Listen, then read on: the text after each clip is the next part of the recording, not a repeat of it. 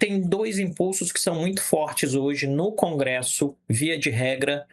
Existem algumas exceções, vão existir algumas exceções, mas via de regra eu acho que tem dois grandes impulsos no Congresso hoje, né, em âmbito federal.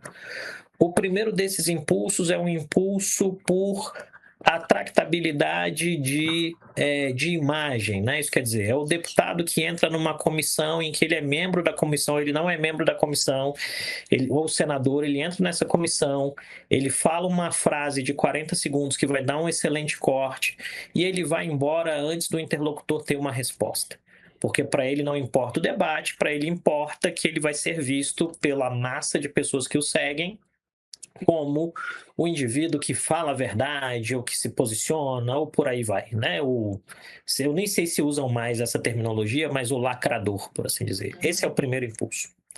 E tem um segundo impulso, Pedro, que eu acho que ele é mais sofisticado do ponto de vista de interpretação e ele talvez esteja mais arraigado em muitas dessas figuras, tirando ali aqueles 110, 109 muito favoráveis ao Bolsonaro e talvez ali uns 60, 70 muito favoráveis ao Lula, que é um impulso de pensar no local antes do nacional, de pensar no seu próprio quadradinho antes de pensar na grande figura, que em algum sentido a gente poderia traduzir na ideia de que é um impulso ou uma persistência de um DNA da velha república, que é o localismo, a agenda local, o meu grupo político, o meu alcance naquele determinado lugar geográfico onde eu tenho meus votos, é o mais importante para a minha atividade do que pensar qualquer reflexão que seja mais profunda ou efetivamente de largo escopo, pensando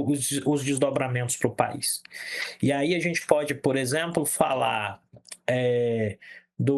da pressão que se colocou sobre o Hugo Mota na questão da 6x1, em que ele é de um estado que é a Paraíba, em que não só ele como o pai são candidatos em outubro.